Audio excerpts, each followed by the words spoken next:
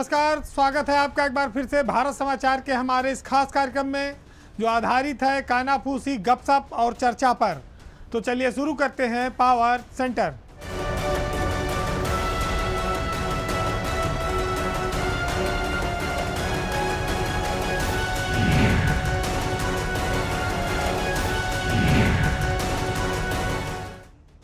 भाजपा में पिछले दिनों संगठन सरकार वाला बयान आपने सुना ही, जो काफ़ी सुर्खियों में रहा। लेकिन उसके बाद एक ऐसी सिलसिला शुरू हुआ जिसमें कई नाम एक के बाद एक जुड़ते गए।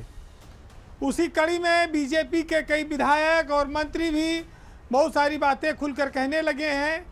हालांकि कई सारी ऐसी बातें हैं जो अपनी ही सरकार के खिलाफ हैं, अफसरों के भ्रष्टाचार के खिलाफ हैं, और उनके लिए सोशल मीडिया से लेकर सार्वजनिक मंचों पर भी नेता बयानबाजी से कोई परहेज नहीं कर रहे हैं।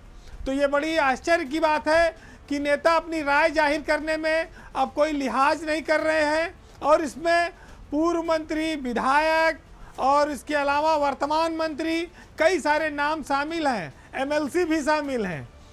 तो जो आपने देखा कि पहले बीजेपी के विधायक रमेश मिश्रा ने सरकार के अफसरों पर भ्रष्टाचार के आरोप लगाए थे। फिर उसके बाद एमएलसी देवेंद्र प्रताप सिंह ने बाकायदा चिट्ठी लिखी, और हरदोई से गोपामऊ से विधायक श्याम प्रकाश अक्सर चर्चा में रहते हैं, जिन्होंने साफ कहा कि भ्रष्टाचार में बिना रिश्वत दिए न पहले काम हुआ था न अब होगा। तो ये कई सारे नाम आपके सामने हैं। और संजय निषाद तो हमेशा खुलेआम कहते हैं कि अफसरों की वजह से हम चुनाव हार गए। अब अनिल सिंह ने पीडब्ल्यूडी की कार्यशैली पर, जो उन्नाव से विधायक हैं, उन्होंने भी सवाल खड़ा किया है। तो एक सिलसिला सा लगातार चल रहा है, और कोई चिट्ठी में लिखता है कि अधिकारी पैर छुलाना चाहते हैं। संजय निषाद तो देखिए रोने लगे, मंत्री हैं और उसके बावजूद व्यवस्था में ऐसे हालातों पर आज की तारीख में कोई मंत्री इसे आसानी से रोता नहीं है। कहीं ना कहीं अंदर से दिल में दर्द आया होगा। ये सिलसिला लगातार आगे बढ़ रहा है। पहले लोकसभा चुनाव के हार का जो ठीकरा था वो अफसरों पर फूटा, और उसके बाद विधायक से लेकर तमाम लोग बोलने लगे। फिर इसी बीच नजूल विधेयक आ गया, जिस पर कई सारे लोगों ने आरोप लगाया कि ये सरकार की बदनामी करा रहे हैं। फिर देवेंद्र प्रताप सिंह ने एक चिट्ठी लिख दी कि यहाँ अफसर चाहते हैं कि उनका पैर छुआ जाए, तब वो खुश रहेंगे। कितने सारे मामले, कितनी सारी चीज़ें आ रही हैं। संजय निषाद जो वर्तमान में सरकार में मंत्री हैं, उन्होंने तो यहाँ तक कह दिया कि नजूल विधेयक में अगर हम गरीबों को उजाड़ेंगे तो ये 2027 में हमें उजाड़ देंगे। केंद्रीय मंत्री दूसरी अनुप्रिया पटेल ने भी विरोध किया। पीडब्ल्यूडी के मामले में भ्रष्टाचार पर अनिल सिंह भी बोले। तो अचानक से बाढ़ सी आई हुई है।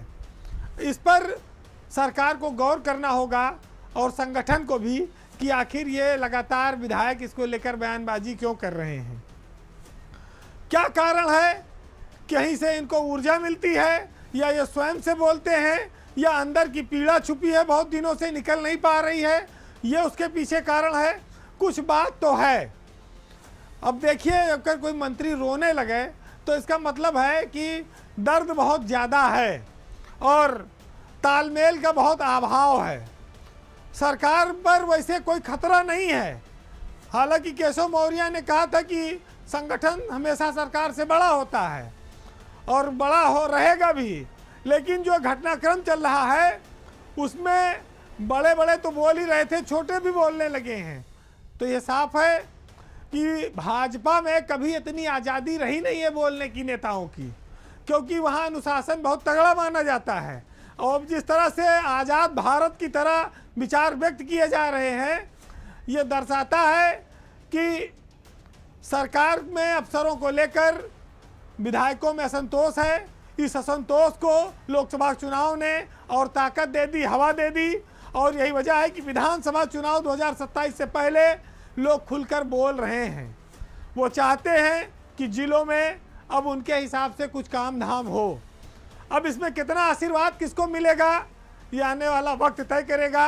अभी विधानसभा के चुनाव में 2-2.5 साल का वक्त बचा है। उत्तर प्रदेश में एक पाटो तब तक दूसरा आ जाता है सामने। अब एक नया मामला आया, वृक्षारोपण घोटाला। ये जो सीएजी है, कंट्रोलर जनरल ऑफ ऑडिटर, इसने जो है जांच में अपने पाया है कि उत्तर प्रदेश में जो वृक्षारोपण अभियान चलाया जा रहा है, जो हर साल करोड़ों पौधे लगाए जा रहे हैं, इनके वनों का प्रतिशत बढ़ नहीं रहा है। यूपी में पिछले कई सालों में वनों का प्रतिशत घटा है।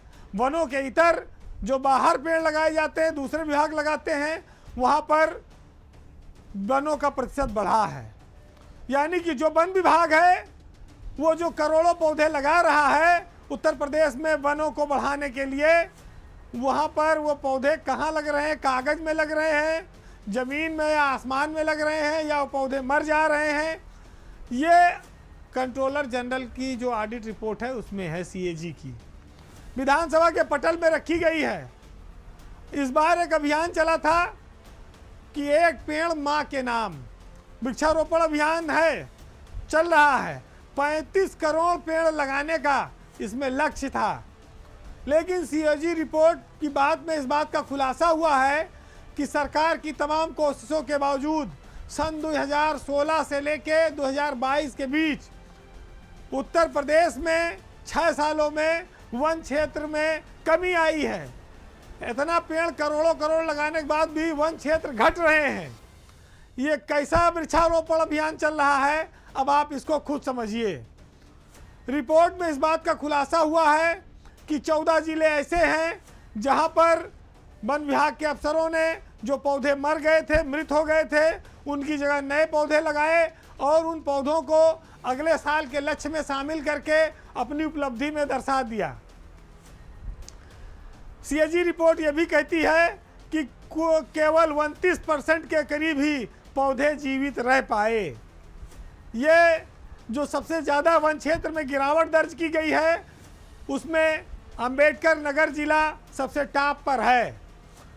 वन मंत्री अरुण सक्सेना और उनके विभाग Guinness book of world record में हर साल करोड़ों करोड़ पौधे लगाकर अपनी पीठ खूब थपथपाता है, लेकिन अंबेडकर नगर, अमेठी, बागपत, बलरामपुर, बाराबंकी, ये सब ऐसे ज़िले हैं जहां वन क्षेत्र में लगातार गिरावट दर्ज की गई है। अब सोचिए कि जब वन विभाग अपने ही विभाग में अपने ही जंगलों को नहीं बढ़ा पा रहा है तो वो प्रदेश में दूसरे और वृक्षारोपण अभियान को कैसे चलाता होगा। हालांकि एक उत्साहजनक बात इसमें ज़रूर है कि वन विभाग के इतर जो दूसरे विभाग वृक्षारोपण अभियान चलाते हैं उससे उत्तर प्रदेश के वन क्षेत्र में काफ़ी वृद्धि हुई है। वहाँ सरकार के प्रयास काफ़ी सफल हुए हैं। अब वन विभाग में कम हुए तो इसका मतलब क्या, रातों में पेड़ की कटान चल रही है, जंगलों की सफाई हो रही है, कौन सा खेल चल रहा है। और आपको याद होगा कि 2022 की सीएजी रिपोर्ट में यह खुलासा हुआ था कि अफसरों ने जेसीबी और ट्रैक्टरों का जो नंबर दिया था जो पेड़ों की ढुलाई के लिए और खाद की, वो स्कूटर और मोटरसाइकिल के निकले थे।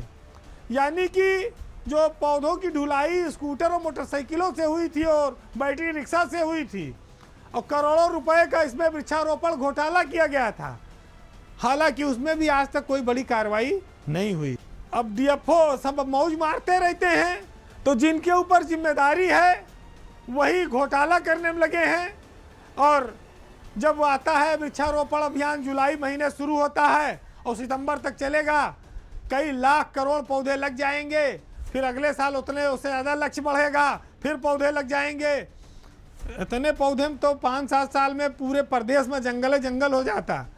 अब ये जनता भी जानती है हकीकत, लेकिन सरकारी आंकड़े हैं, ऑडिट होना मजबूरी है। ऑडिट में पकड़ी गई चीज़ विधानसभा पटल पे रखी गई है।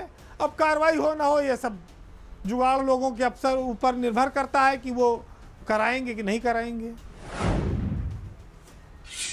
कमल वाली पार्टी है जिसमें आकर उन्होंने बड़े कमाल किए, उनके सहयोगियों ने, और बड़े बड़े पदों को हासिल किया। ऐसी ही एक छत्रप है जो कमल वाली पार्टी यानी भाजपा की सहयोगी हैं, लेकिन उनकी परेशानियां इन दिनों कुछ ज़्यादा हैं। वो बैठती तो ज़्यादा दिल्ली में है, लेकिन उत्तर प्रदेश की सरकार पर उनकी निगाहें काफ़ी रहती हैं और इनके निर्णयों से भी वो काफ़ी नाराज दिखती हैं। उनकी नाराजगी खुलकर दिखाई भी पड़ने लगी है। सोशल मीडिया पर भी वो लिखती हैं, वो चिट्ठी भी लिखती हैं और सरकार से तमाम सारे सवाल भी करती हैं। तो सहयोगी दल की नेता अनुप्रिया पटेल जो दिल्ली में विराजमान है सत्ता में, उनकी नज़र लखनऊ के मेल मुलाकात पर भी रहती है। मेल मुलाकात जब किसी परिवार के व्यक्ति के साथ हो तो स्वाभाविक है कि अंदर से थोड़ी असहजता और गुस्सा भी होता होगा, क्रोध भी आता होगा। बात आज सियासत की इन दो बहनों की है, अनुप्रिया पटेल और पल्लवी पटेल की। चर्चा इसलिए आई कि पल्लवी पटेल समाजवादी पार्टी के टिकट पर विधानसभा में पहुंची थी और वो पिछले दिनों मुख्यमंत्री से मिली।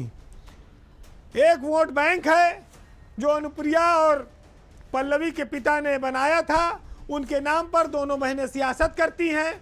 दोनों ने अलग अलग दल बना लिए हैं।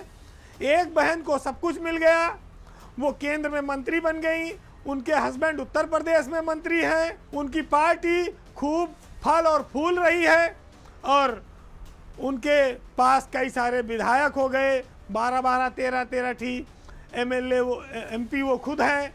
हालांकि एमपी के चुनाव में वो हारते हारते जीती और दूसरी सीट तो उनकी हारी गई।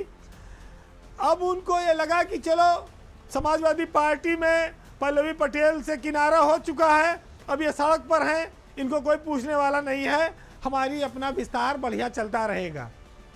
लेकिन इसी बीच मुख्यमंत्री ने पल्लवी पटेल से मुलाकात कर ली। बाबा के बुलावे से दिल्ली वाली नेता काफ़ी असहज हुई और फिर उन्होंने भी एक ठोक दिया कि ये नजूल जो विधेयक है, ये विधेयक ठीक नहीं है, इसको वापस लेना चाहिए, इससे गरीबों के घर उजड़ जाएंगे। बयान पूरा सोशल मीडिया पर चस्पा है। अनुप्रिया पटेल जब से लोकसभा चुनाव शुरू हुआ था तब से कुछ उनकी लखनऊ के साथ कुछ दूरी पैदा होती दिखाई पड़ी। उनका प्रतापगढ़ में दिया गया एक बयान, वो राजा भैया से उनका एक विवाद काफ़ी उनको नुकसान कर चुका है। वो लोकसभा की एक सीट हारी थी, अपनी भी सीट वो हारते हारते बची। वो तो कहिए कि शायद उनके हस्बैंड आशीष पटेल जो मंत्री हैं उत्तर प्रदेश सरकार में, उन्होंने राजा के साथ कुछ डैमेज को कंट्रोल कर लिया बातचीत करके, तो उसी में अनुप्रिया पटेल का काम चल गया। लेकिन वो विवाद शांत हुआ तो इधर वाला लखनऊ वाला शुरू हो गया। अब दिल्ली में उधर शपथ लेने के बाद सुरक्षित हो गई तो उन्होंने मुद्दा उठाया कि उत्तर प्रदेश में जो आरक्षित पद हैं उन पर सरकार जनरलों की भर्ती करे डाल रही है, उनको भर नहीं रही है। इसको लेकर विधानसभा में भी काफ़ी हंगामा हुआ क्योंकि विपक्ष को एक बहुत अच्छा मुद्दा मिला और उसने घेरा। लेकिन इसी बीच मुख्यमंत्री ने पल्लवी पटेल को महत्व दे दिया। वैसे पल्लवी पटेल सपा में जब थी तो उन्होंने विरोध किया था राज्यसभा के इलेक्शन में, और कहा था कि मैं किसी अफसर को वोट नहीं दूंगी। तब से अनबन चल रही थी। हालांकि अखिलेश यादव ने कहा कि हम उनकी सदस्यता के लिए कोई कार्रवाई नहीं करेंगे, वो अपना गई तो जाए। अब वो एक बहन तो बीजेपी के साथ थी और दोनों आपस में एक तरह से जानी दुश्मन। अब दूसरी को भी बीजेपी ने बुला लिया तो क्या जो है भाई, जहर को जहर से काटेंगे, लोहे को लोहे से काटेंगे, या कोई और मामला था कि शिष्टाचार मुलाकात कही जाएगी। तो इस लड़ाई में दो बहनों की ये आग में घी पड़ गई और इससे और भभका। अब उसमें एक और एंगल बन गया कि पल्लवी सिराथू से जीती हैं, जहाँ से केशव मौर्य चुनाव लड़े थे वो हार गए थे, पल्लवी जीती थी। अब पल्लवी अगर सीएम से मिली तो वहाँ भी खेमे में भी कुछ ना कुछ नाराजगी पैदा हुई होगी। तो ये कहा जाए तो दोनों लोगों के साथ थोड़ा अटपटा सा माहौल बना, अनुप्रिया के साथ भी और केशव मौर्य के साथ भी। अब अखिलेश यादव तो उनको भूल ही चुके हैं कि ले जाओ पल्लवी को अपनी तरफ, हमें कोई ज़रूरत नहीं है। तो अब एक बहन तो वोट बैंक काफ़ी रखे ही है। पल्लवी के आने से भाजपा को क्या फ़ायदा होगा, या सिर्फ एक तात्कालिक विरोधाभासी स्थिति पैदा करने के लिए ये चीज़ें हुई हैं। अब ये सब चीज़ें भाई सियासत में जो लोग हैं वो ज़्यादा बेहतर समझते होंगे। तो गुड़ खाओ गुलगुला से परहेज करो। मतलब मैडम जो है दिल्ली वाली वो विरोध करती हैं और हस्बैंड लखनऊ में बैठकर यहाँ पर चुपचाप रहते हैं। सियासत में क्या क्या मजबूरियां हैं और क्या क्या कारण है कुछ समझ नहीं आता। वैसे वर्चस्व की लड़ाई इन दोनों बहनों की चल रही है। बीजेपी हो सकता है भाई दोनों जेब में दो तरह के आदमी रखती है कि अगर एक ज़्यादा छटके या कूदे फांदे तो दूसरे को निकाल दो। तो कांटे से कांटा अगर निकालने की कोई सियासत है तो ये वाली खबर सबसे बेहतर है। हिंदी पिक्चर में एक गाना आया था कि तेरा पीछा ना छोड़ूंगा, भेज दे चाहे जेल में। उत्तर प्रदेश में जो राज्यसभा चुनाव में समाजवादी पार्टी के विधायकों ने क्रॉस वोटिंग की थी, लगता है कि उनका पीछा अभी छोड़ने वाली समाजवादी पार्टी नहीं है। पीछा छूट नहीं रहा है। भाजपा को वोट देने वाले विधायकों पर गाहे बगाहे समाजवादी पार्टी ये बयान देकर उनको परेशानी में डाल देती है कि रुके रहो, तुम्हारी सदस्यता खारिज करने के लिए हम याचिका लाने वाले हैं। अब समझ लीजिए कि दल बदल विरोधी कानून की जैसे बात आती है तैसे विधायकों की दुखदुखी बन जाती है कि कहीं उनकी सदस्यता कहीं खतरे में न पड़ जाए। अभी तो 2.5-3 साल करीब चुनाव का मौका बचा हुआ है। समाजवादी पार्टी वैसे अंदर खाने इस बात की तैयारी कर रही है कि विधानसभा अध्यक्ष के सामने इन विधायकों पर दल बदल के तहत कार्रवाई के लिए याचिका दाखिल की जाए। जानकार ये बताते हैं कि अखिलेश यादव के जो दिल्ली चले जाने की वजह से और यूपी में नेता विरोधी दल का चयन न होने से ये मामला अटका हुआ था, लेकिन अब ये कार्रवाई आगे बढ़ेगी क्योंकि माता प्रसाद पांडे नेता विपक्ष बनाए जा चुके हैं। अब समाजवादी पार्टी से जिन लोगों ने विरोध करके गद्दारी करके धोखा देकर भाजपा को वोट दिया था, सत्ता के बीच बैठकर मुस्कुरा रहे थे, अब उन सब के लिए ये बुरी खबर है। वैसे आप लोग जानते हैं कि लगभग सपा के 10 विधायकों ने राज्यसभा के चुनाव में क्रॉस वोटिंग की थी, खूब हाथ उठाया था, खूब जयकारा लगाया था।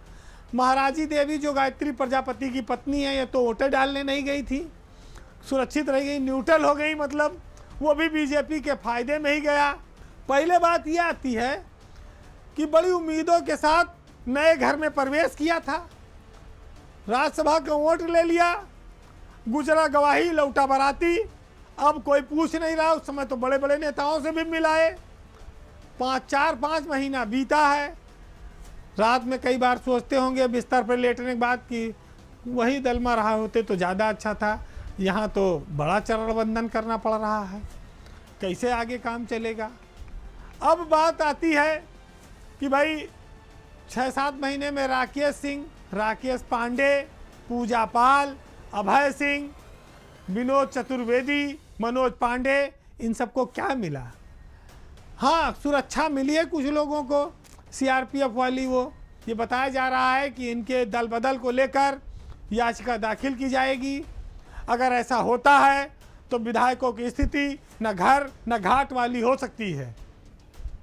वैसे अगर मनोज पांडे को आप देखेंगे तो उनके द्वारा भाजपा के पक्ष में जाना आज शायद उनको पीछे मुड़कर देखने पर यह एहसास दिलाता होगा कि अगर सपा में रहे होते तो शायद माता प्रसाद पांडे वाली जगह उनको मिल जाती। यानी कि नेता विपक्ष वाला जो कैबिनेट मंत्री का दर्जा है वो मनोज पांडे के खाते में आ सकता था। दूसरी ओर राकेश पांडे जो अंबेडकर नगर से विधायक हैं समाजवादी पार्टी से, वो भी गए थे वोट देने भाजपा को। उनके लड़के रितेश पांडे को टिकट दिया बीजेपी ने लोकसभा का, लड़का हार गया। अब पिताजी की विधायकी पर भी संकट है, तो न घर वाले न घाट वाले में पिता पुत्र भी आ गए। मतलब सांसदी मिली नहीं, विधायकी पे अलग संकट मंडराने लगा। देखिए पिछले 4-5 महीने में ही कितने समीकरण बदल गए। जो समाजवादी पार्टी राज्यसभा के चुनाव में हार गई, उसके विधायक टूट गए, उसका मनोबल डाउन हो गया, वो अचानक से लोकसभा के चुनाव में ऊपर पहुंच गई, 37 सीटें जीत गई, जिसकी उम्मीद नहीं थी लोगों को। जो भाजपा 62 में थी वो 30 पे आ गई। इस तरह से जनता ने माहौल बदल दिया। माहौल की वजह से जो विधायक टूट कर गए थे उनका जो वहाँ माहौल बना था वो डाउन हो गया। अब वो भाई वहाँ गए, वो कह रहे हैं तो हमारे किस काम के, अब बैठो ठंडा रहो, 3 साल देखा जी फिर जब टिकट के मौका आए तो पछताने का हो जब चिड़िया चुग गई खेत। हालांकि अखिलेश यादव ने बात साफ ऐलान कर दिया है कि अगर उनकी पार्टी सत्ता में आती है या विधानसभा के चुनाव के दौरान जो भी सपा का नेता इन धोखेबाज विधायकों की पार्टी में वापस लेने की पैरवी करेगा उसको भी पार्टी से निकाल दिया जाएगा। तो सियासत में जिसने जो निर्णय लिया है उसका परिणाम तो उसको भोगना ही पड़ेगा। समाजवादी पार्टी को चाहिए भी कि चाहे दिखावे के लिए ही सही, लेकिन अगर वो इन विधायकों को ऐसे ही छोड़ देगी तो ये सब गीदड़ भभकी मानी जाएगी। लेकिन इतना ज़रूर है कि सियासत में हो या निजी जीवन में या सार्वजनिक जीवन में जो लोग हैं उनको ऐसी छवि से बचना चाहिए, परहेज करना चाहिए जो उनको आज के दौर में भी दल बदलू कहलाने का हक दे दे।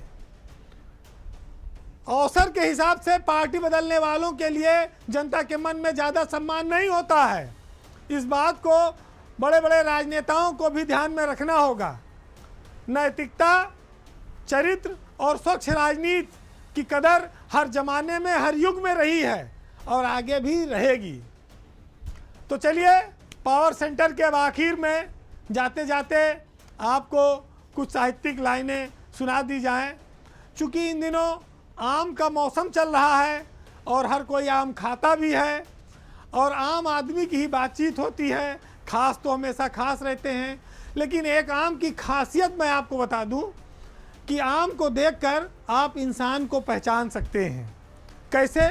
मुनव्वर राना ने लिखा है, सुनिएगा ऐसे कि उन घरों में जहां मिट्टी के घड़े रहते हैं, कद में छोटे हों मगर लोग बड़े रहते हैं। और जाओ जाकर किसी दरवेश की अजमत देखो, ताज पहने हुए लोग पैरों में पड़े रहते हैं। और मैंने तो फल देख के इंसान को पहचाना है, जो बहुत मीठे हों अंदर से सड़े रहते हैं। नमस्कार।